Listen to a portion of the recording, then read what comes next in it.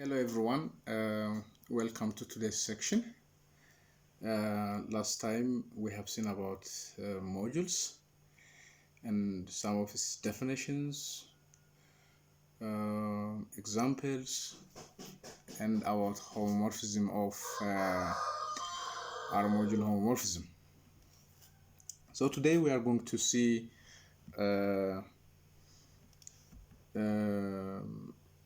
again some of its properties. But let me start from where I stopped last time. So as you can see, I stopped in this example last time. I mentioned these two examples. So, and I was trying to prove part B. So if you see part B,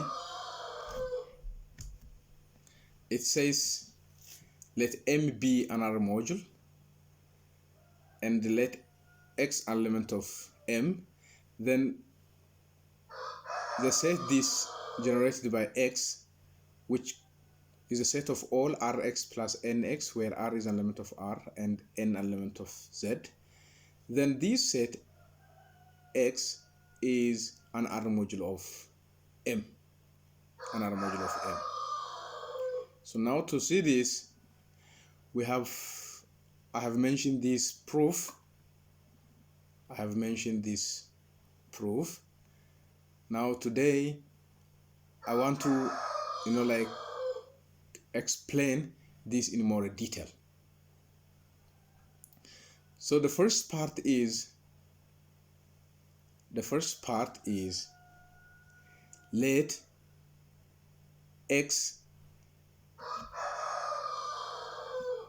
this set be N. So the first question that come to my mind is N, which is equals to X, the smallest submodule of M containing X? I'm sorry, here is question mark, okay? If this set is the smallest submodule of M containing X, now there are two questions here. One, we have to show that this N is a submodule of M, and we have to show this N is the smallest of such submodule. So first, we have to show that N is a submodule of M. To show this, there are three steps. The first step is to make sure N is non-empty set by definition. So the question here, step one, is N non-empty? Yes. Why? Take R is equals to 0. Take R is equals to 0. And take R is equals to 0. Then N is equals to 1. Then in this case, if we see, we know that Rx plus Nx is an element of N. Then if you replace instead of R, 0, because R is a ring, then 0 is an element of R. Then if you replace R, 0, and 1 is integer. If you replace this, you get X. So X is an element of N. So this implies N is non-empty. N is non-empty. So then the second question is,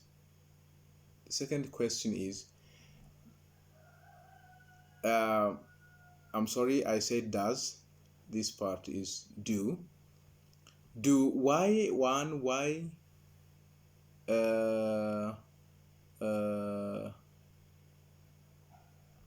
y2 an element of N imply y1 plus y2 an element of N? Solution is yes, because by definition y1 is r1x plus n1x and y2 is r2x plus n2x for some r1 r2 element of r and n1 n2 element of z.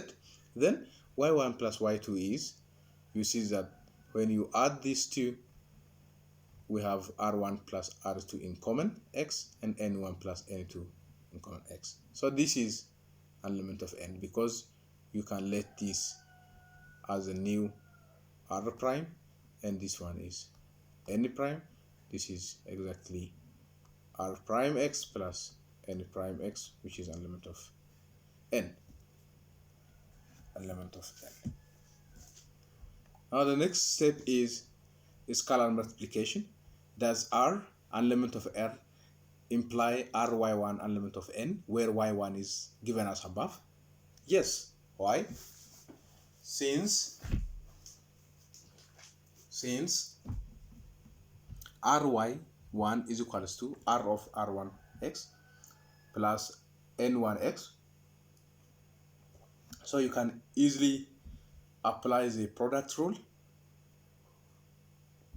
Then finally we see that this is equals to this, and we don't have other side, the integer part, then we put 0x, then this is element of n, since rr1 plus rn1 is element of r. So at this step, therefore, we know that n is a submodule of m.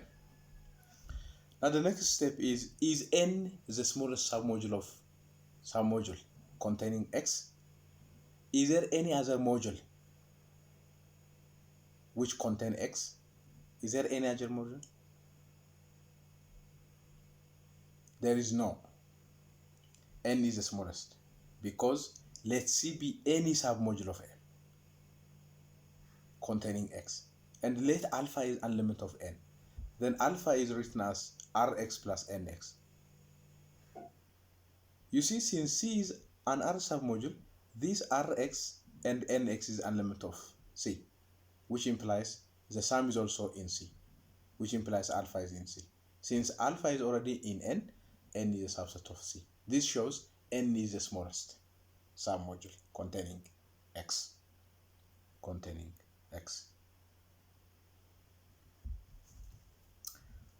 Good.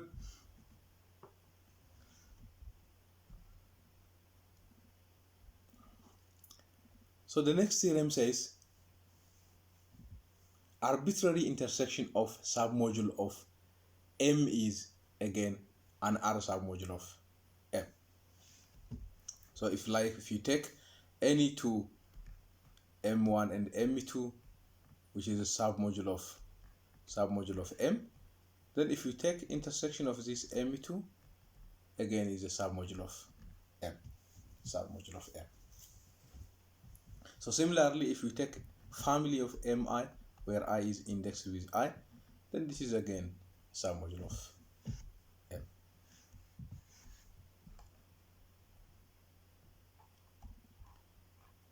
As a remark, note that you see in this theorem it says arbitrary intersection of submodule is again a submodule. Here it says union of submodule may not be a submodule.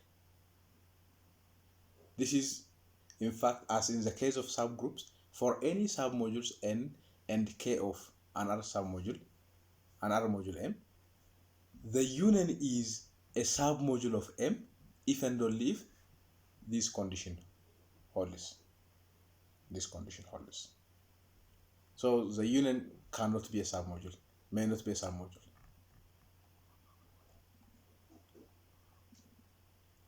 Now this theorem says if we have R module homomorphism from M to N, then the kernel F is another submodule of M. And the image, I think this means image of F, is also another submodule of N.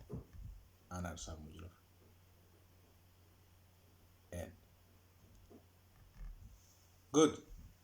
So I think it's better to see, maybe the proof is not given here. For instance, 0 is an element of kernel of F, because since f of 0 is equals to 0.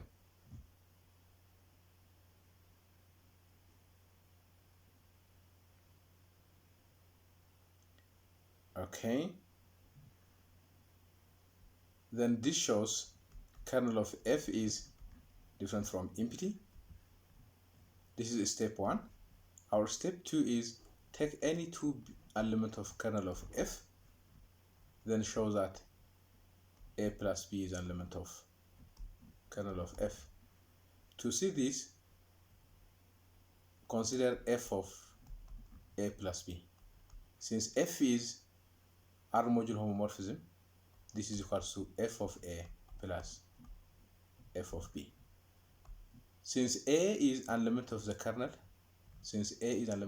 F of A is 0, and this one is also 0, so this is 0. You see, F of A plus B 0 means A plus B is an element of kernel of. The third property is let R element of R and A element of kernel of F. So we want to show AR is an element of kernel of F. To see this, F of AR is equals to R F of A, R times 0 is equals to 0. So this implies AR is an element of kernel of F. Good.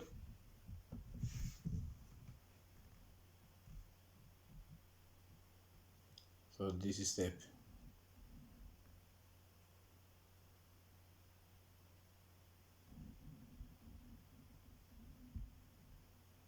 Like this. Okay. So now, definition, we have an R module M and X is a subset of M. Then the intersection of all submodules of M containing X is called submodule generated by X or expanded by X. You see, we have a submodule, we have a subset of M. You see, we have X, which is subset of M. Then we consider all submodules, intersection of all submodules of M containing X, which is Mi, where it contains M. Then we consider all Mi, I an element of I. So this is always equals to X. However, if our X is a single element, then this is written as this, which is the one we have seen above.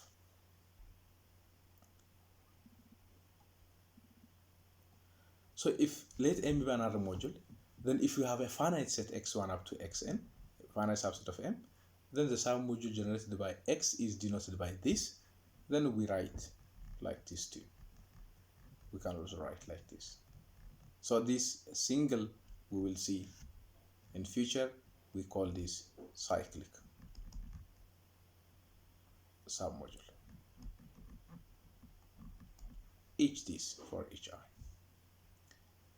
So the second one is, we say M is finitely generated R module if we have finite, if M is equals to generated by finite number of elements. Then we call x1 up to xn generators, and this set said to be generate M. So note that the 0 module generated by X is equals to empty set. X is equals to empty set. Now another module, as I mentioned earlier, another module M is called cyclic if M is equals to generated by a single element. So this is similar to cyclic group.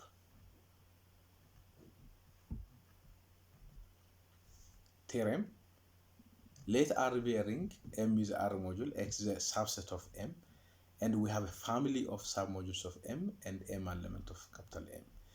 Then define this like this. Then this Rm is a submodule of M, and the map this from R to Rm given by phi R is equal to Rm is an R module homomorphism. Second, the cyclic submodule C generated by C is given by this one, and however, if R has identity, in other words, C is a unitary, then C is equals to Rm. So let's see this, the first part. In fact, this theorem has A, B, C, D. C part is this one, D part is this one. So let's see A. A part is Rm another module of M? This is a question. Yes. Since M is another module, 0 is equal to 0 M another M. Sorry, this part, this means this is 0 times M, not 0 underscore M, 0 M, okay?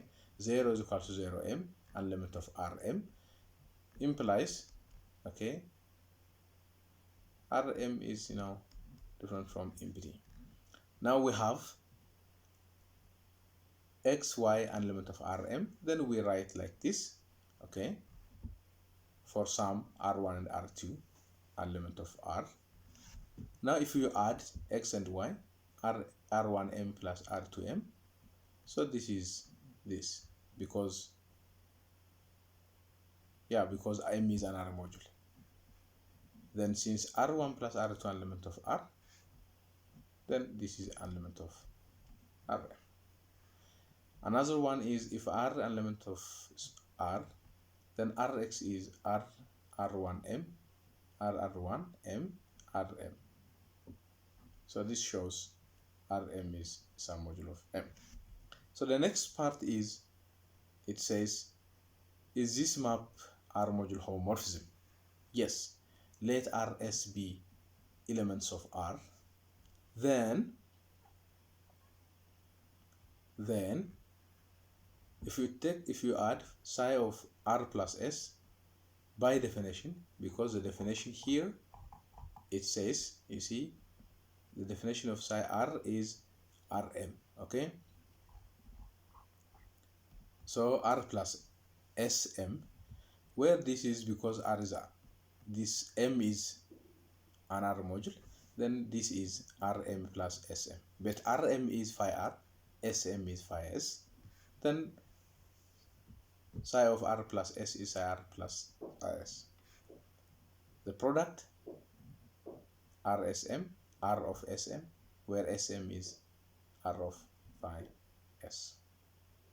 So this implies R module homomorphism. So from B to up to D are exercises for you to practice. All right.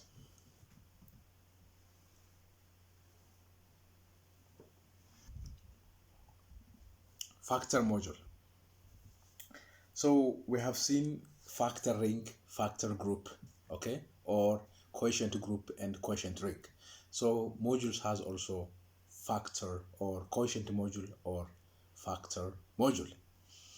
So fundamental theorem of homomorphism and other isomorphism theorems are analogous to those of groups and rings. Before going to this, we formally define the notion of quotient module. So you see this term, we have let n be an R submodule of an R module M, and for any x element of M, let x plus n is equals to x plus n, such that n element of natural number. Then define the set M over n by this, and addition on Mn like this, and scalar multiplication like this, So now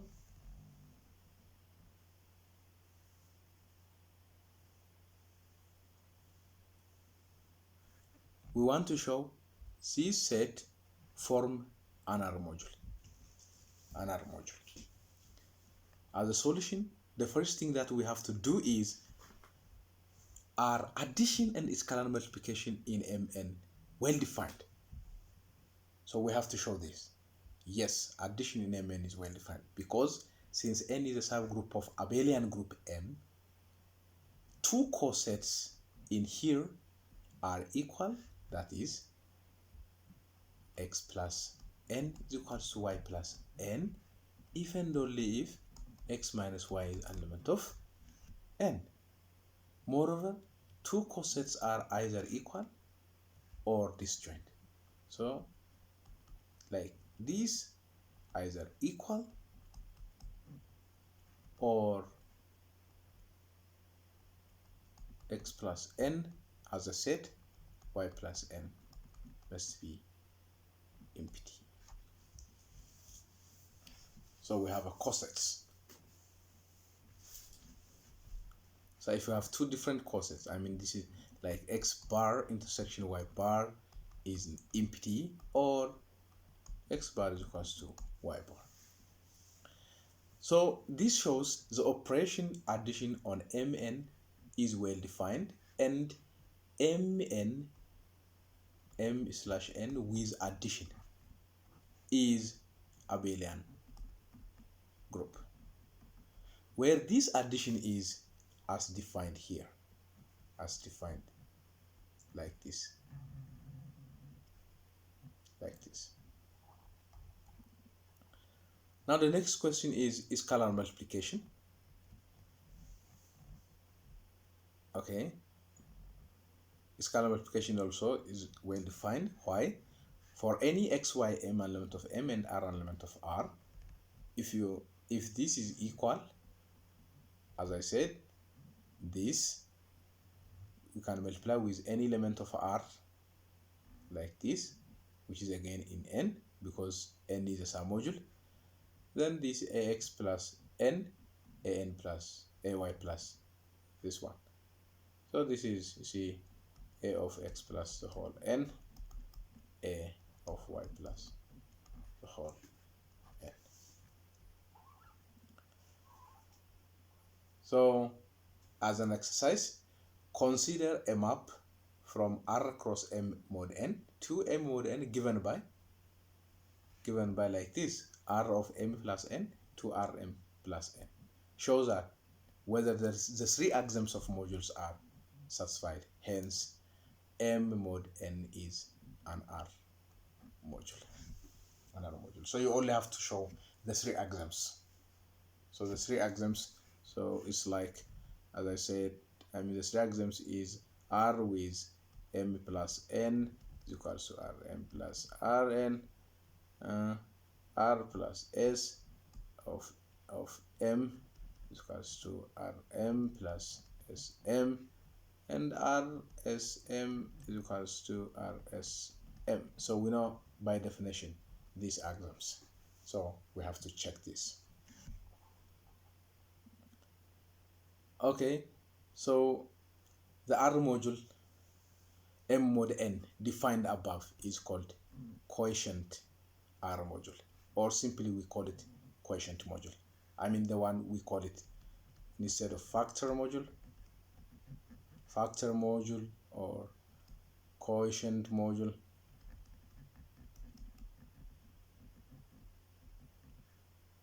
Okay, they are the same. Okay, they are the same. Good. I hope most of you have understood what I explained so far. Next time I will come up with a new section.